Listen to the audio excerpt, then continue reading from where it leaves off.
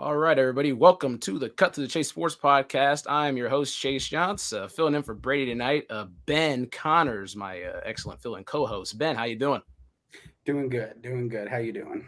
Doing all right, man. And then you got a special guest here. We haven't had him on in about a year or so, but the fabulous Noah Eagle joins us. Noah, how are things going? Chase, everything's good. I really can't complain. Living the life. I appreciate being fabulous, and I would have appreciated if you say I didn't age a day over the last year plus. That would have been great as well. And Ben, I see you as more than just a great fill-in host. You're more than that to me. You're Thank you. You're a disgruntled Pacers fan to me. So we'll take it at face value for now. Thank you, Noah. You're quite welcome. Mm-hmm. But yeah, we got a lot to get into though with the disgruntled Pacers fan and the Clippers announcer and much more to go into. So, like I said, it's been about a year since we've had you on and all that. But for the new viewers and stuff for the podcast, we did transition from just audio to video and audio and the YouTube page. What's been new in your life, Noah? I know a lot of things have been going on over the last year. So just you got the floor. You know what? I've really taken to books. I've read why puberty happens. I've really gotten interested in human anatomy. No, I haven't. I was smart actually in health class in 8th grade or 7th grade, whenever that was. I know exactly when it was. It was 8th grade. I was scarred when I had to watch The Miracle of Life, and it was on a VHS. And you know what? I'm not even going to tell you. I don't want to bring up these painful memories for you guys, for your viewers, for your listeners, but it's a nice teaser so that if anybody ever does have to watch The Miracle of Life, just close your eyes or leave the class or do whatever you can to get out of it, because it's not fun. All right. It's not fun. It will scar you. What have I been up to? A whole lot, honestly. I've been doing a lot of different sports, different events. I've done a lot of tennis throughout this past year plus. Did some college football, which was a ton of fun. Some SEC college football, which was great. I mean, that was, for me, one of the cooler experiences I got to do, and I have gotten to do really already in my short broadcasting career, because I had never been to an SEC football game in my life up until this year. And the first one I got to go to, and the first one I did, was Georgia at Auburn, which was insane. To go to Auburn to see the eventual national champions, just unbelievable. And I got to work with some great people, which I believe we'll be talking about later. So I won't completely spoil the stories, but that was a lot of fun. I got to do year 2 of the Nickelodeon slime game, the Dallas Cowboys and San Francisco 49ers, which was a wild game as well. Did a bunch of college basketball, stuck with the Clips. So it's been a fun year. And obviously, since we last spoke, the Clippers made their first ever Western Conference Finals, which was an incredible run as well last season. So it's been a fun year and hoping to keep the good times rolling. That's very true. And, a lot covered there. The Clippers did make the Western Conference Finals. I do remember that. I remember we talked about that last March when they were still, in the regular season, all with the COVID thing going on. Hopefully that's out of the way. But yeah, just, we'll get more into that a little bit later. But yes, the season of the 2021 Clippers, not the 2020, but 2021 Clippers. What did you think for the whole season, like for the players on the court, and what was it like, for yourself as a broadcaster? Like, what did you like to see from the Clippers? So I would say from a broadcasting perspective, it was great for me because it was as close to normal as I felt in a long, long time. I got to travel again, which I didn't do at all during the regular season last year. I did a little bit, but not the normal type of travel. I wasn't going with the team. I did a little bit, though, for the second round series against the Utah Jazz and the conference finals against Phoenix. I was going to both places, Salt Lake City and Phoenix, which was great to just feel like I was back on the road, but I was flying separate from the team. I was staying in the same hotel, but I wasn't around them. I wasn't really allowed to interact because of COVID rules. And so this year, to be not only back traveling with them, not only back in team meetings or in shoot-arounds, practices, but to actually interact with everybody, truly get to know guys who maybe were on the team last year I never actually met, like Nick Batum. I had never met Nick Batum until this year, but I did a whole season of his games. So that, to me, from a broadcasting perspective, made the job easier, more fun, etc. And obviously to be in the environment, that's why I got into the business, because I want to be around it. I want to feel like I'm a part of it, and I totally did. So that was great. The team, I thought, it was a really incredible season. When you take into account everything they had to go through, Kawhi Leonard playing 0 minutes did not appear in a game this year with that rehab for the partially torn ACL. Paul George missing 51 of 82 games after his start to the season where he was playing at an MVP type level. I mean, he was unbelievable to start the season this year. And then he goes down with a torn UCL in his shooting elbow, which is crazy. And then to acquire Norman Powell, Robert Covington at the trade deadline, and 3 games in, Norman Powell goes down with a broken bone in his foot. And so all this firepower and all this money, quite honestly, when you think about the salary, you've got $100 million on the bench every night that just isn't suiting up. And yet the guys didn't quit. Tyronn Lue deserves immense credit for the way that he coached these guys, the way he motivated these guys. Lawrence Frank in the front office deserves a ton of credit for finding diamonds in the rough. We know what Terrence Mann did in the playoffs last year. He continued to take a step forward. Ivica Zubac got better. Amir Coffey, the guy emerged as a legitimate NBA rotation piece, someone who can fill it up and had big nights. Luke Kennard led the league in three-point percentage. So you have all these names that really stepped up in their absence. And to win 42 games, to have a winning season again, which is 11 straight years now of a winning record for the Clippers, which is the longest in the NBA, that to me is a testament to everybody who was involved. And so it was a bummer to not get into the playoffs, end up losing those 2 play-in games. But I think this team learned a lot. They grew a lot, and they're ready for next year now when they're fully loaded, fully healthy again. They believe that they've got as good a chances of anybody of winning the entire thing. Very true. And, the amount of adversity, like you said, they had the battle through this year with, like when we talk about money and millions on the bench, that's, that's something you have to get over every night. And guys have to step up and fill roles and, to at least even get to the play-in games, is, nothing short of incredible. But like, those guys are able to, step up and emerge. And, I do want to say Luke Kennard, area guy, he's from, the 937 Dayton area. So I remember, like I think I was 6th or 7th grade. He was scoring 40, 50 a night, just racking it up. Unbelievable.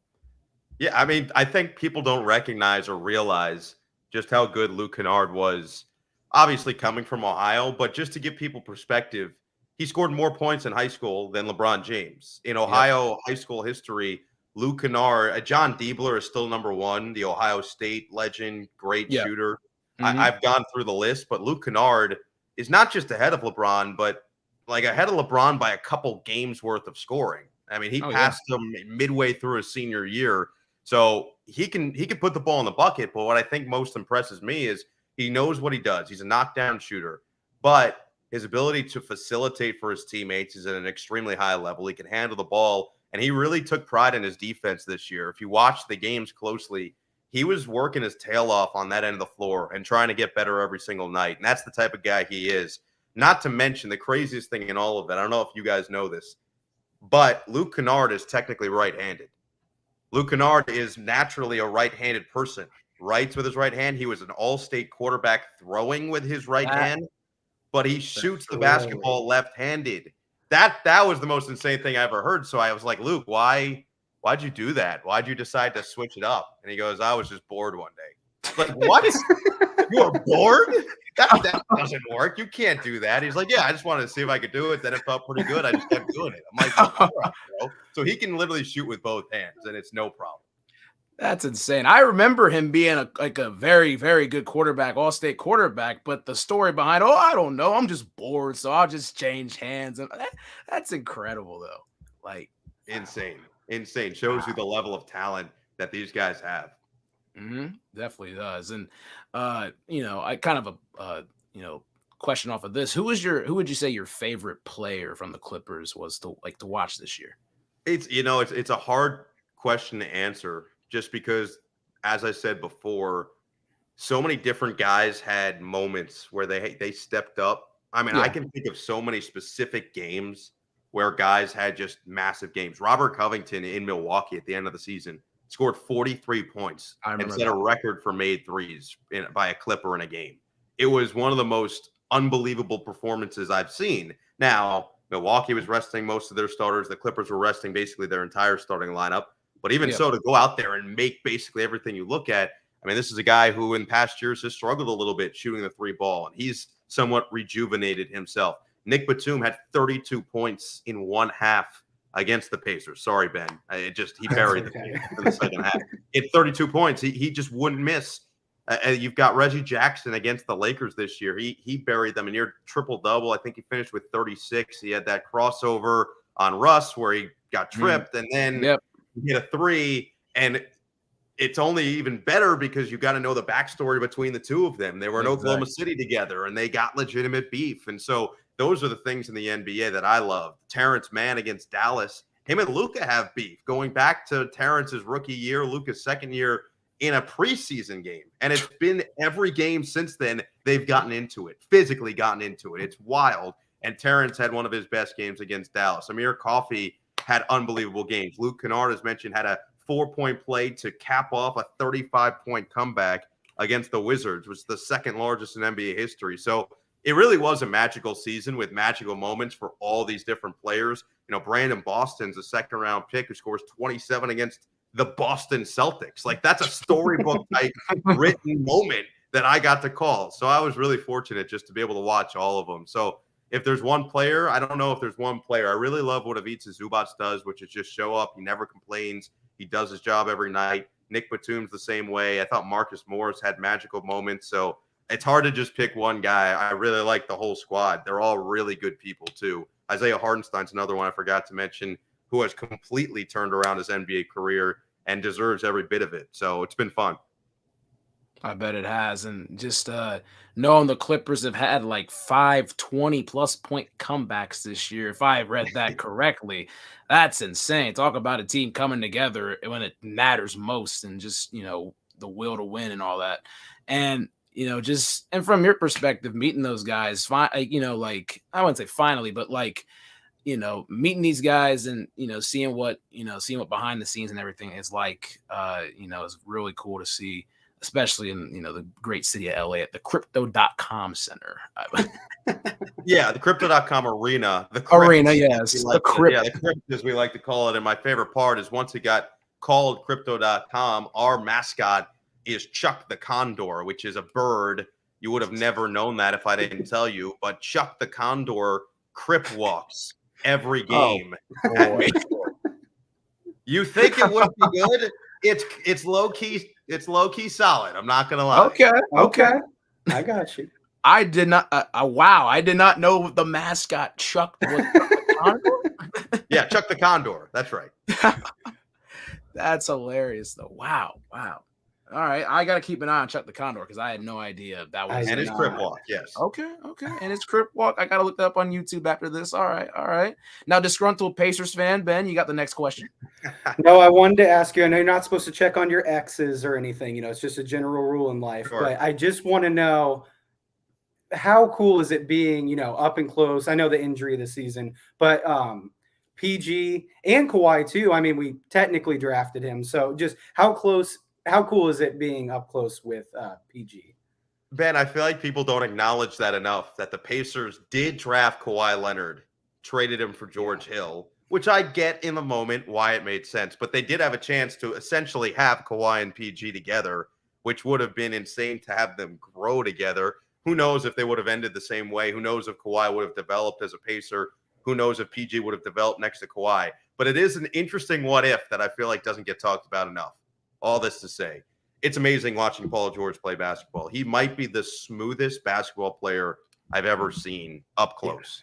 Yeah. The dude, for his size, he's 6'9", to be 6'9", to be able to handle the basketball the way he can, to be able to move the way he can, both offensively and defensively, and to be able to shoot the three ball as well as he can, is insane. It shouldn't physically be possible to be able to do the things that he can on a basketball court. When he's 100% healthy, he's a problem. He's impossible to stop. And we saw that last year in the playoff run. I think he really proved a lot of people wrong. He silenced a lot of the doubters.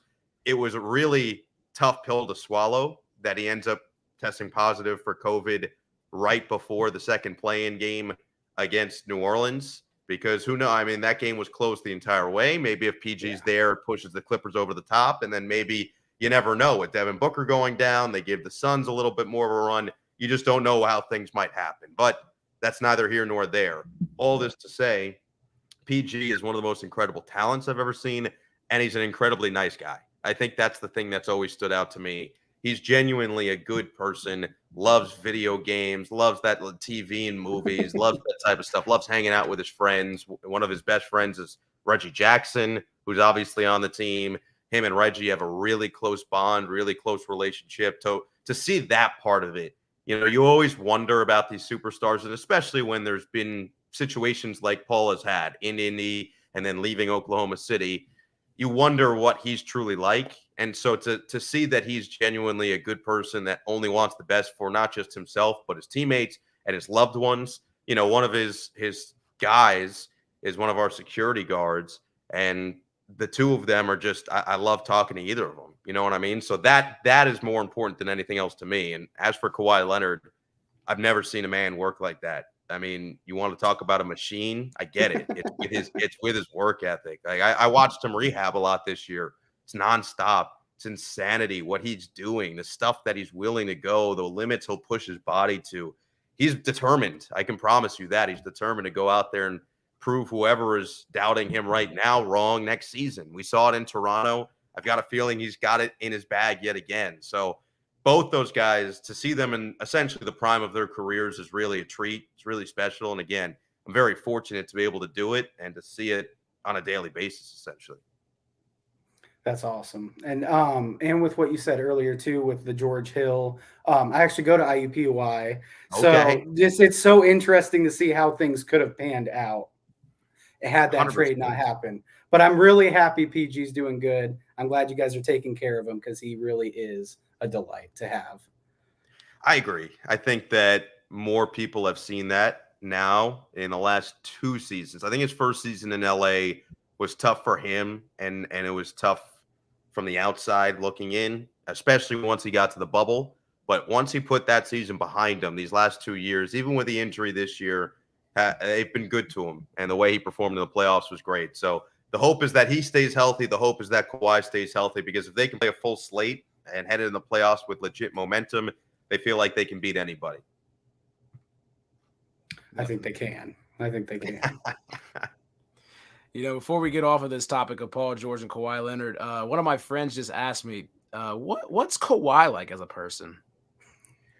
So Kawhi it's interesting. I think that what you see is what you get until he's comfortable around you. He just wants to make sure that you've got his back. You're not going to go against him. You know what I mean? I think he's like anybody, quite honestly. He wants to see that you're genuine. And so if he sees you around, if he gets to know you a little bit, once he's comfortable with you, he's great. And he's exactly what everybody describes, exactly what he described. Like every player I've talked to that's either played with him or been around him a little bit, they just go on about how hilarious he is. And once you kind of see him in those settings, you can see why they're saying that. Is because he says all the jokes in his exact tone, which is the monotone tone. But the jokes are well thought out. And he's a deceptively smart, like really smart guy, if you know what I'm saying. Like almost super intelligent. And so when you get that with the monotone, it's hilarious. So, I mean, I've got him as a good dude. He really truly wants to win. And like I said, in terms of his work ethic, it's ridiculous. Like it's understandable why he's gotten to where he is right now. He has just put in a disgusting amount of work, and he's basically saying, I'm going to outwork whoever. I'm going to do whatever it takes. Both those guys, both Kawhi and PG, were very close with Kobe and worked with Kobe a lot and were devastated. I mean, I remember we were in Orlando the day that happened. They were both just crushed. Especially Kawhi. Kawhi was real close with him, talked to him very consistently.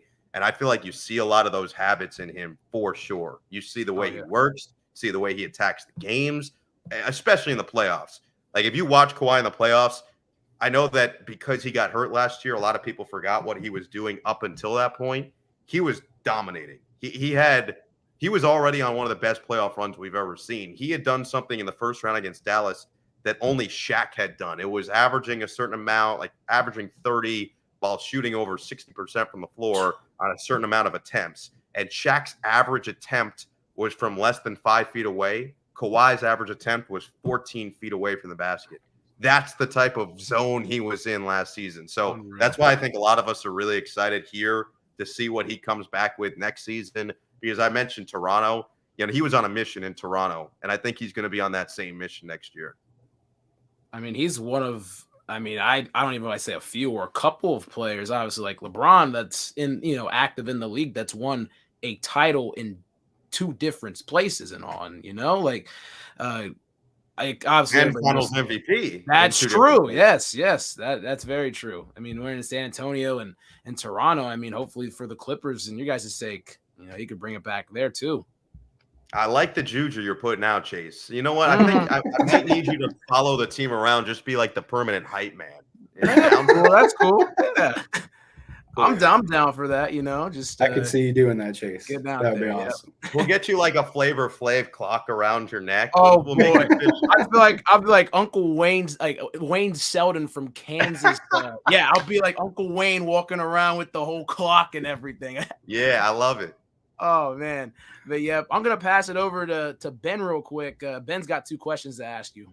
Yeah, so going to football, avid Loud House fan, avid SpongeBob fan, loved watching the Nickelodeon games.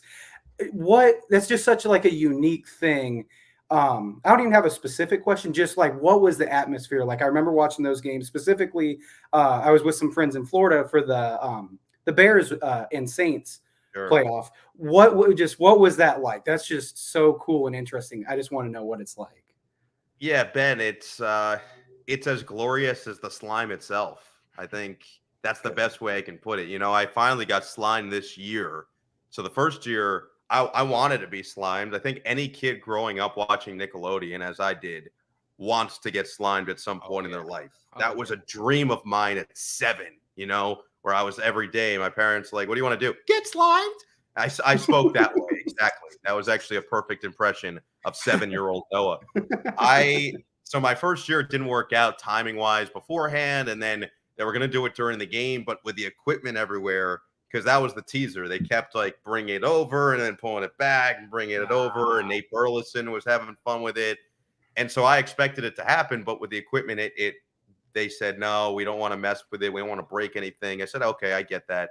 So getting slimed this year was unbelievable. It was a full circle dream come true type of moment. And I thought I finally felt like I was a part of the Nickelodeon fraternity, if that makes sense. It was like my initiation into Phi Gamma Nick. I was all in from there.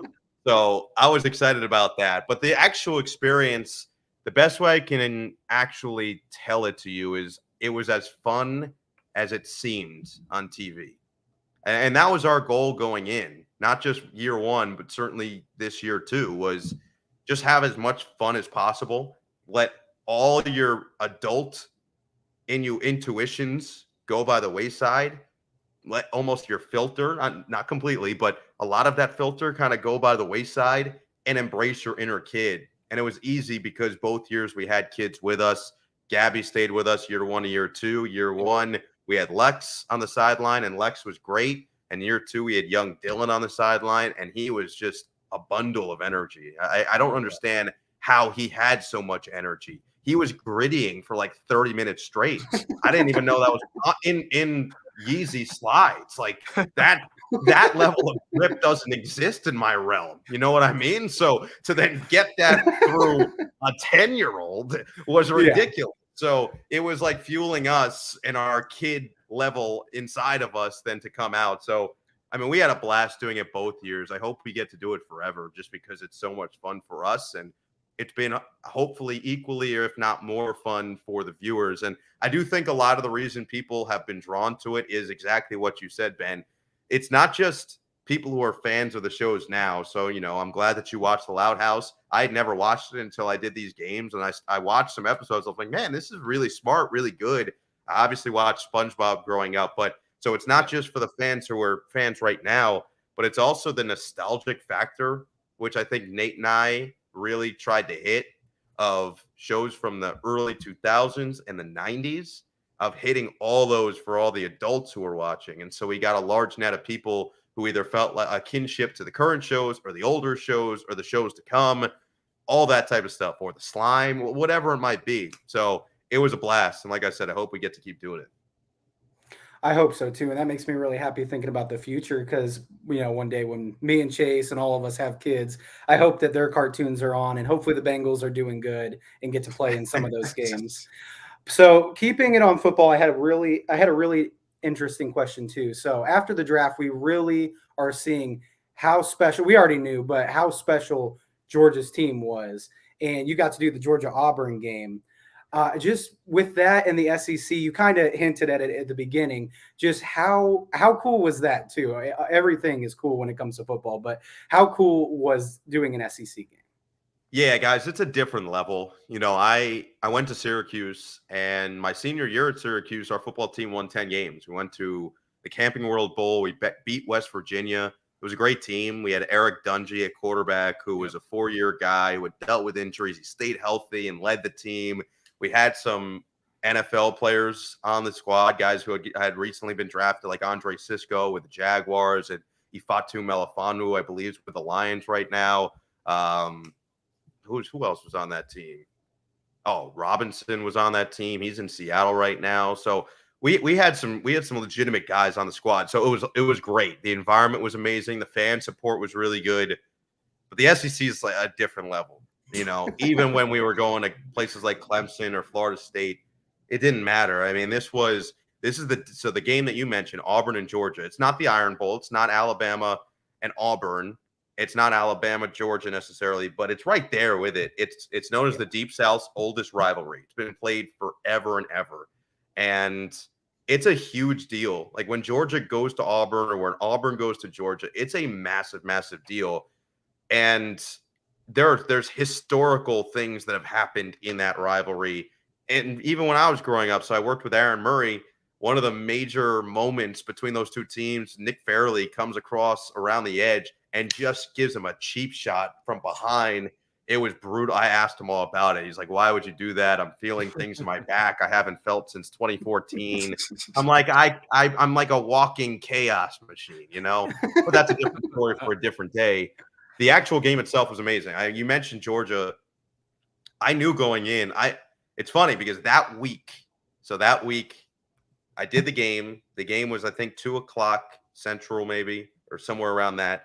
And it was a doubleheader, which is the SEC games I do are doubleheaders. So I do the first generally. The A team comes in, they do the second. And the second one was Alabama at Texas A&M. Yep. And Bama loses. And so I remember I was leaving after Georgia. They dominated that game against Auburn. Not necessarily their offense. They were still figuring out. Stetson Bennett had just taken over. JT Daniels was sidelined. Bennett was starting to figure out the offense a little bit more. You could see them building it, but the defense was just so impressive. So impressive against a team in Auburn that is littered with 5-star talent, obviously. Littered with SEC football players. Littered with a guy in Bo Nix at quarterback who was a magician at times, who was running back and forth away and out of the pocket, extending plays. Didn't matter. I mean, Georgia's defense was just that suffocating. They were just that good. We saw that in the draft. They all got rewarded, rightfully so. And I think Jordan Davis was the guy that stood out more than anybody because he was so massive. I couldn't fathom someone talking about Paul George doing all that stuff at 6'9". I couldn't fathom anybody at that man's size, both height, weight, everything, doing what he was doing. His ability to run, leap. He's mainly going to be a run stopper. But I didn't care. It was just you couldn't do anything up the middle against them because of him. They would put 3 guys on him, and he would still win the battle. That to me was the one that I took the step back and I said, okay, that dude's different. He's just different. So the game itself was amazing. The tailgate, to see the tailgating experience, because I walked in, we stayed at a hotel that was essentially on campus. It was like a 10-minute walk to the stadium. So I walked around, really got a sense of what the tailgate was like. It was incredible. They have TVs. They have tents set up, hundreds of them. And I remember someone telling me the population of Auburn, the city, was like, I don't know, 60,000 or something like that. Don't quote me on it, but it was something around there. And there were over 100,000 people there at the game. And it was past the capacity of the game. And I think, let's say there were 90,000 capacity. there were 115 or something like that in the stadium. It was ridiculous. So you can feel that energy and that aura. And then even the 2 games we did after that were both at Arkansas. First one was Auburn at Arkansas, Auburn with a bounce back win. And then Missouri at Arkansas, senior day, Arkansas, who had an unbelievable season. Sam Pittman might be my favorite person on the face of the earth, the Arkansas head coach. And that was even great. You know, it wasn't that the Auburn game drew more fans probably from the Arkansas group, but even the game against Missouri, which was the day after Thanksgiving, that was an unbelievable environment. And it just made you realize why the SEC is the SEC. It's different, and you can feel it every time you're there. Yep. That is amazing. Yeah, Burroughs hinted at that a couple of times when they asked him, are you worried to play like at Arrowhead? And he's like, I played in the SEC. I'm not worried at all. Yeah, he's just fine. I can promise you that. And clearly, Joe Shiesty has shown it. Oh, yeah. He has. I appreciate that, Noah. That's so cool. That's every fan's dream. Every fan's dream. And like I said before, that's why I got into this, right? I thoroughly enjoy the broadcasting part of it. And if I didn't, I wouldn't be in it. But the feeling you get when you're there and it's a big game and you can feel the energy, you know, we're all in sports probably because we can't play it to that same level. If we could, we'd be playing, or at least I would. So this is it's the next best thing. I still get to feel all similar emotions of having to perform in front of whatever it might be. And it might not be in front of those specific people, but you feel that energy and you then use that to perform in front of the camera. So that's the part of the job that really stands out more than anything else. Exactly. And I remember that was October the 9th. I was at the Ohio State, I believe it was Ohio State Maryland game that day. So what happened was I was at the Ohio State Maryland game, go back home, and I think it was the second half of your guys' game, Auburn, Georgia. So I tuned into that for a bit. And then Brady, who obviously is not on the show, Brady says hello. So we went over and watched the Alabama and Texas A&M game. That was a very eventful day of college football and everything, you know. But that Georgia team, Jordan Davis, Nakobe Dean, number 1 overall pick Trayvon Walker. I mean, that had to be something watching those guys in person.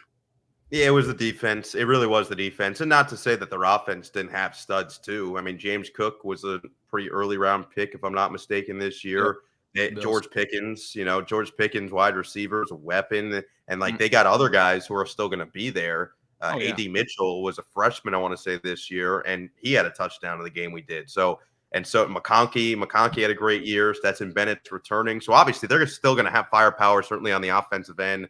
Yeah. But the defense was just different. It was just I know Alabama ended up doing damage in the SEC championship game, and that was the matchup we all expected all season long, even when that lost that week to A&M. And who knows, if Jameson Williams doesn't go down, who knows what happens in the national championship. Maybe it changes things. But that Georgia defense was just ridiculous. I mean, it truly was. And to see it up close like that, to see what they could do against fellow SEC players, fellow 5-star recruits, fellow future NFL players, absurd. And so I will be curious. I love Nakobe Dean, by the way. I'm glad you bring him up. He dropped, obviously, in the draft. Late 3rd round, goes to the Eagles. I think he has a chance to be – I mean, it depends if healthy. I know that was the main concern right now. But if he stays healthy throughout his career, he's got a chance to be really special. And it's because that was the guy that everybody always shouted out when we were talking to coaches and we were talking to anybody within that program. They shouted him out as the leader, the leader of not only the defense, but in some ways the team too. And so I look at him and that leadership skill that almost stands out more than anything else. He kept that group together throughout most of the year, and he was Mr. Do-It-All for them. So I'll be curious to see how his NFL career does end up. But that is the cool part about calling college sports, and it's true I've called college basketball games as well, is to see the guys then mature when they get to the next level, to say I knew them or I saw them back when. College basketball, I remember last year I did a UCLA game. They sucked. They got smacked around in the game. They lost to Washington State, who was mediocre all year. They had one dude named Isaac Bonton, who was their best player, and he went off in the game, and that was basically it. But then to see them get better into the tournament, to see Johnny Juzang really emerge, to see Tiger Campbell keep getting better, Jaime Jaquez, and all these guys that I saw, that was cool enough. And then if any of them take the leap to the next level and I get to see them develop in NBA players, that's cool too. So the same principle goes without a doubt for these guys. And I wish them nothing but the best because they were a pleasure to cover, a pleasure to call the game. And that defense will go down as one of the best ever in college football history, in my opinion. Most definitely. They were very suffocating defense. And from the perspective of, watching these college athletes come up and go to the pros and everything, that's really cool to see those guys mature and just excel at a new level and everything. When it comes to that. So I kind of want to talk about again the SEC on CBS, the music. I love the SEC on CBS music, the NFL on CBS, all of that stuff. The atmosphere is obviously unmatched. And what was it like working with Aaron Murray and Rick Neuheisel and all of them? Yeah, those guys are amazing. Actually, they suck. Let me just be. No, I'm not. Yeah, throwing under the bus. Yeah, no, they're both awesome, and they made me feel really, really welcome and really comfortable. So to your point, Chase, the music is iconic, right? So when it starts in the headset, now you're like a dog who's waiting to go outside. And you see the leash, you're like, let's go, I'm in. So when we were going through promos and stuff before I did my first game, I was like, whoa, all right, how do I make sure that I'm ready to go and I don't throw up on myself in the middle of it or whatever it might be? So the good thing for me was I mean Aaron and I, just the two of us, did a game the week prior. So we were supposed to go in person. This was on CBS Sports Network. We were supposed to go in person to do Hawaii against Fresno State in Hawaii. So we were both very excited. We're like, oh yeah, let's go. Yeah. Aaron was gonna make like a mini vacation out of it with his wife. He was very excited. I was gonna potentially meet my future wife. I didn't know, but all this to say, week before we got told because of the rising COVID cases there, couldn't go. Yeah. So we ended up doing out of a studio in LA. So Aaron and his wife came out here. I live here, so it was easy for me. But just to feel like I got one under my belt was important. I felt like that certainly helped me. And we did the game. It ended up being a pretty exciting game back and forth. It was crazy though. We got told literally about 3 minutes before kickoff, the starting quarterback, Chevin Cordero for Hawaii, would not be playing. After spending the entire week talking to them and gaining info on them, we were like, what about the backup? They're like, oh, he's working. And that was all we had. So we get told literally 3 minutes before kick. And so now we're scrambling, trying to figure out how to best talk about it, etc. But the kid played well, and Hawaii ended up upsetting a ranked Fresno State team at home in front of no fans. So that was essentially the first time I started hearing any of the music, all that stuff. And then once you get to the site, and as mentioned, I saw tailgating and the crowd and everything. It was just electric. And so I had to take that moment to calm myself without a doubt. But those two guys were such a huge help to me. Coach Neuheisel, I wasn't sure how it was going to go. I had filled in for him at times on his radio show a couple of years ago on Sirius XM. So we kind of knew each other a little bit, but we had never met.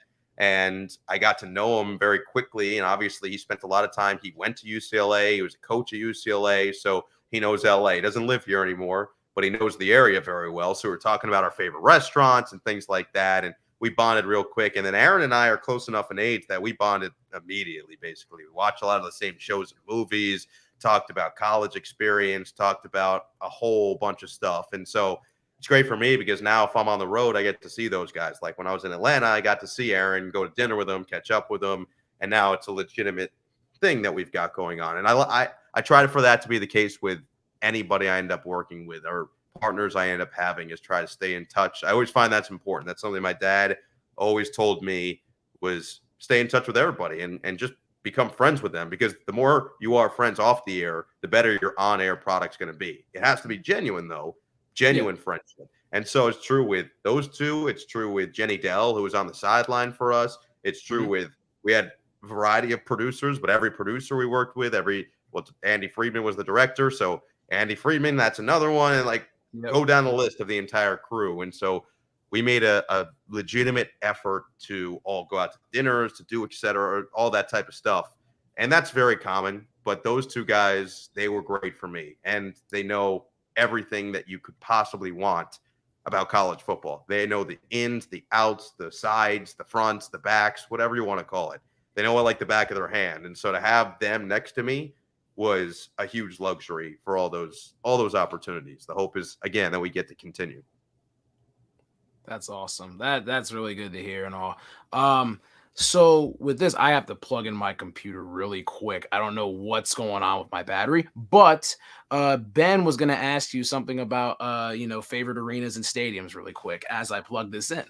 I was. No, so everywhere you've been, is there anything that just like the one arena that sticks out? Because for me personally, the coolest arena, like my favorite, I would have never expected it was the Cincinnati Bearcats. I just went there one day before a Bengals game, and I just, I liked the vibe of it. I liked everything about it. Do you have that one place that you're just like, even if the team's not great or the matchups aren't as big as SEC, do you just have that one place you're like, I just love being in this arena? Yeah, so I'll give you a couple. I mean, I have to say the Carrier Dome, just because I grew up around Syracuse, and I grew up with Syracuse in my blood is the best way to put it. Both my parents went there. It's where they met. I grew up a Syracuse fan as a result.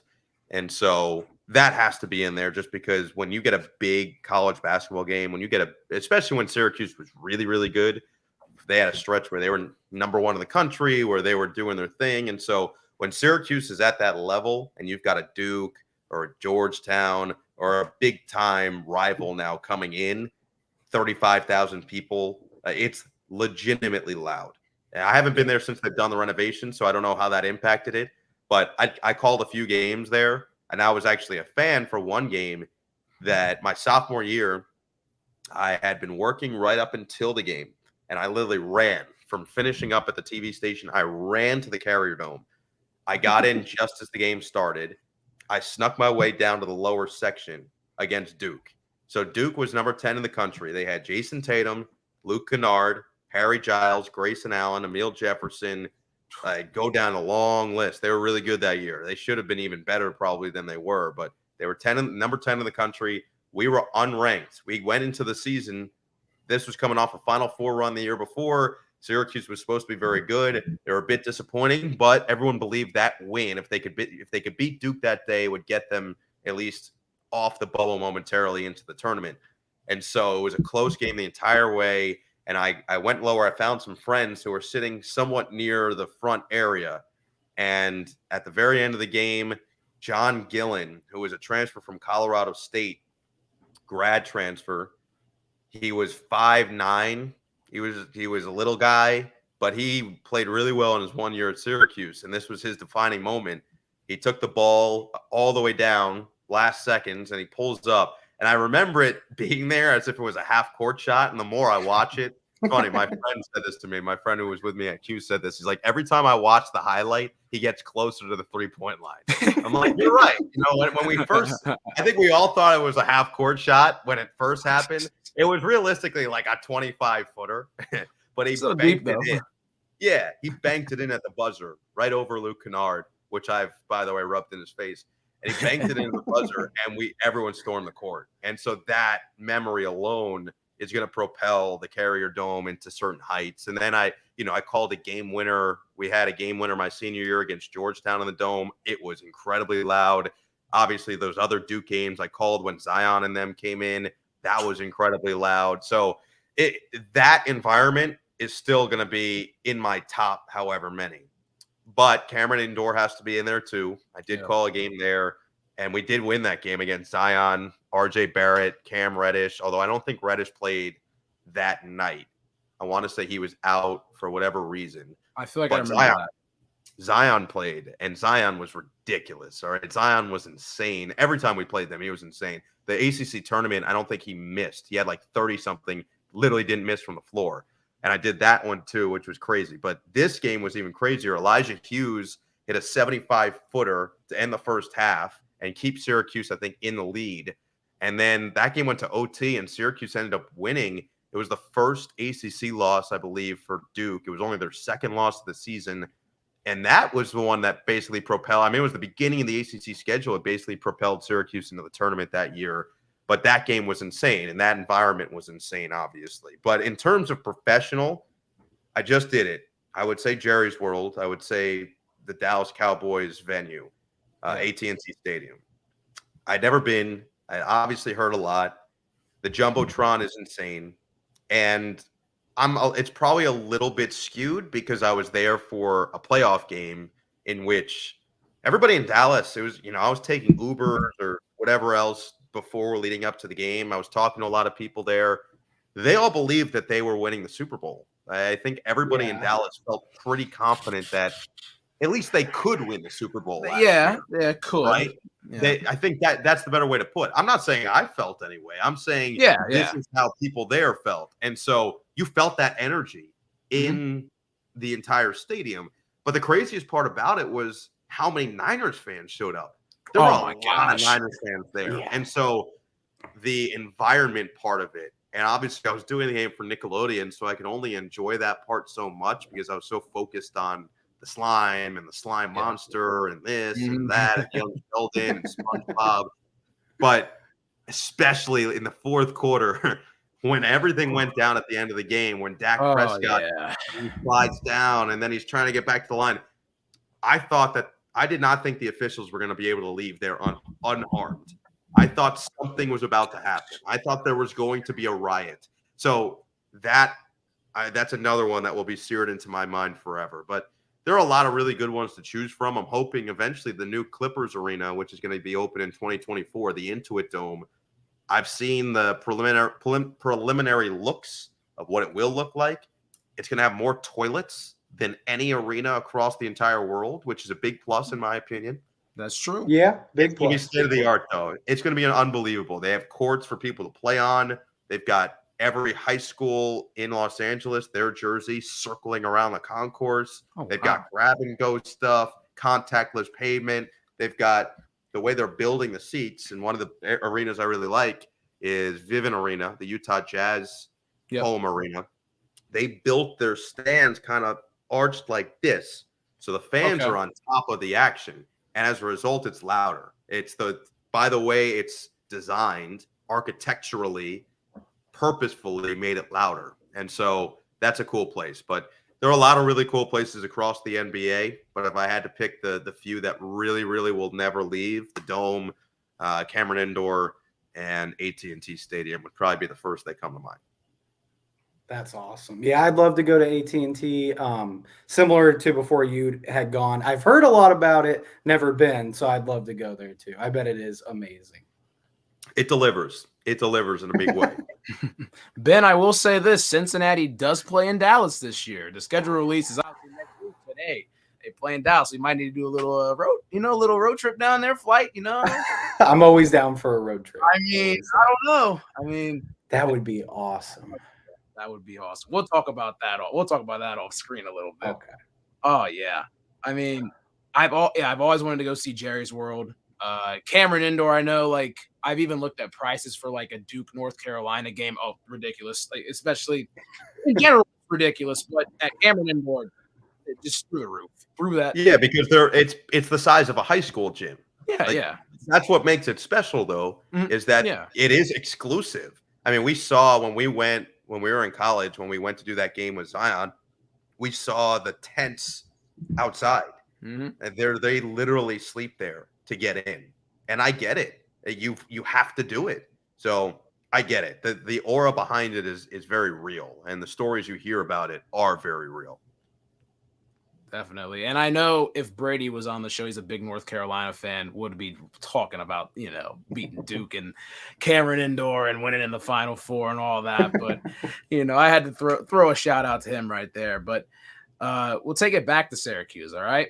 We got a couple questions left. But the Newhouse School, big announcing, area school, all that. What made your experience so eye-opening going through that? The cold. I mean, you want to talk about eye-opening? I walked outside one time. I could barely opened my eyes. Nasal I think stuffing. I think I wanted to close my eyes forever when I walked outside. There was one day my freshman year, we got an alert to our phone. I mean, this was ridiculous. This was a Saturday. We got an alert to our phone, and it literally said, "If you go outside, make sure every inch of your skin is covered. Otherwise, you'll get frostbite upon contact." I was like, Oh my gosh. and me being stupid, I was producing a radio show at 8 in the morning on Saturday, which was, oh, don't worry, I would show up in a certain state, but I won't say that on the air. I'll just say a certain state. But it was 8 in the morning on Saturday, and me being an idiot, I still went. I covered every piece of my skin. I was basically using a scarf as like a full head cover and another scarf as a neck cover. And I just had everything. And I made it. I made it there and back. I walked the 15 minutes there and back. So call me whatever you want. I was really tough back then. And now I moved out to LA and I'm Charmin Ultra Soft. So it's like the complete opposite. But I would say the thing about Syracuse that always stood out to me of why it is the way it is the competition aspect. It's not a bad competition at all. I think a lot of people get this misconception that the competition is going to be very cutthroat and it's going to be bad for your mental state or whatever else. I never saw it that way. And at least my class, we certainly never saw it that way. And the guys I was always around, it's healthy. It drives you to be the best version of you. At the end of the day, we all root for each other. We all want to see each other succeed. We want to make sure that everybody's putting themselves in the best position possible. So you're going to help the person to your right, help the person to your left, no doubt about it. But you also do know that they're coming after your spot, and you don't want to give up your spot, and you worked hard for that spot. And a lot of schools, you can get there and you can start doing stuff on the air right away. But if you want to do the serious stuff at Syracuse, there's a hierarchy, there's a ladder you have to climb. And I do think that teaches you certain values for when you get into the real world about how hard you do have to work, how you have to show your worth, how you have to be willing to go the extra mile in certain ways, and how you truly have to treat your colleagues who might be going out after you in your spot. So there were a lot of lessons that I thought, like legitimate lessons of how to be a professional, that I learned more than anything else. And I did learn a lot in my classes, don't get me wrong, but the most that I took away was from all the other opportunities that are given to you at Syracuse, that are afforded to you. The radio stations, there are two of them. One's exclusively student run. The other one, WAER, which is the more famous sports broadcasting station that you would hear at Syracuse. All the greats work there, starting with Marty Glickman, Marv Albert, Bob Costas, Mike Tirico, Dave Pash, Sean McDonough, etc. You go down a long list. Nick Wright. I mean, you can go. I could tell you Adam Shine, Andrew Catalan. So it's a lot of people. Let's put it that way. It's a lot. I could go for the rest of the show. I'm not going to do that. But that's the one that you need to essentially, if you're going to do that, you're waking up and getting there at 6 a.m. as a freshman, first semester, once a week. And all you're doing is writing and recording a cast for someone to then critique. And they force you to get better before you can even move to the next step, which isn't on the air. And then you have to move to the next step, which isn't on the air. And then you're on the air. If you want to do play-by-play, you got to move to the next step. Move to the next step. You got to keep moving up, right? So it's teaching you all the habits the right way. You're learning it slowly, gradually. It's not all at once. You're not going on the air and creating bad habits because nobody is watching you or listening to you. So you've got that part of it. I mentioned all the alumni. They care, and they truly like to help their own. There's something known as Newhouse Mafia. It's real. I think that anybody who went there feels an immediate kinship with somebody else that also went through the exact same experiences. So there's a lot about it that makes it special, but you could feel it really from day one. The idea that, hey, we're all going to push each other to be the best versions of ourselves. And by the end of it, we're all going to go our own way and try to carve our own path. That was what stood out more than anything else. Wow. That's awesome. Just, listening to the fact, like, instilling, hard work, and also like, you got to know what it takes and all that's really something to take away from what you were, saying. And Syracuse, I even, the best out there for broadcasting and everything. I've done enough reading up on it and all that. You've said obviously enough things about it, and obviously the history and the amount of people that have been there and all. Just really historic when it comes to that. When it comes to that sense and sending people out and being great and everything. Yeah, but my favorite part about Syracuse more than anything else was there's a place called Varsity, which is on Marshall Street. Yep. They're known for their burgers, their pizza, etc. It's a long staple of Syracuse. And there's a guy who grills at Varsity. His name is Gus, all right? Gus, you go into Varsity, and he will immediately, you stand in line, he immediately looks at you, says, something to eat?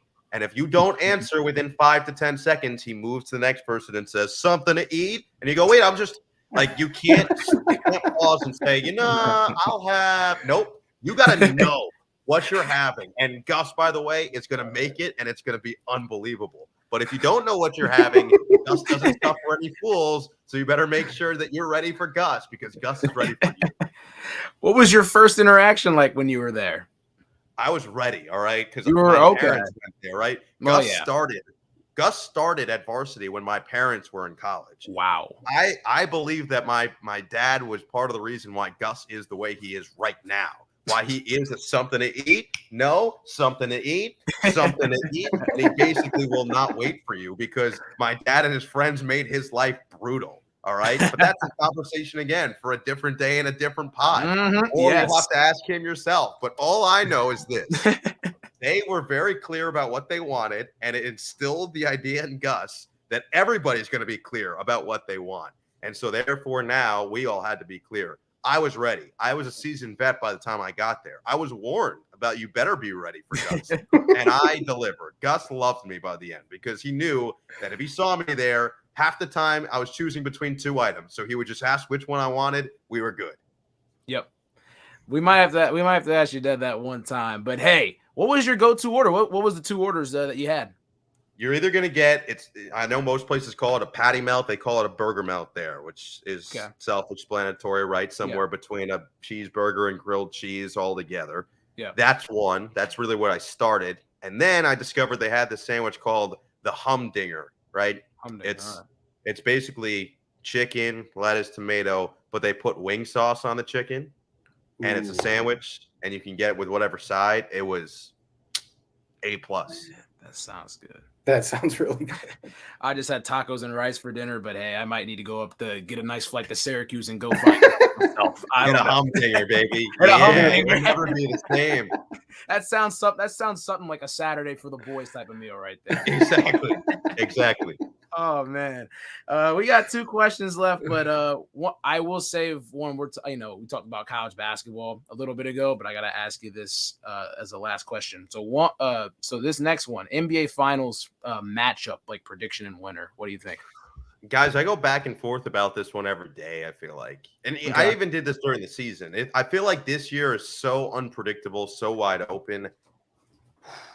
I know the Celtics were playing well before we hopped on this call. But the Bucks look good. I feel like whoever wins that Celtics-Bucks series will win the East.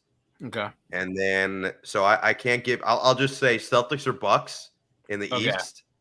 And then in the West, I think – it's probably between Golden State and Phoenix, but Dallas is going to be tough to get past. I mean, I've seen Luka in the playoffs the last 2 years. I still have PTSD every time he takes a step back. I do a shiver. Yeah. When he's dropping 40 plus, and then I see him in the hotel lobby right after the game, and he basically smiling at every Clipper person that walked through. It was one of those. You guys have probably seen the Leo DiCaprio in Great Gatsby meme where he's like piercing, or even the one of him and Django Unchained where he gives you the smile. That was kind of what Luka was doing when every Clipper person was walking past him after he dropped 40 in a Mavs win on the road to go up 3-2. So I know too much about him, but I still think Phoenix probably wins that series.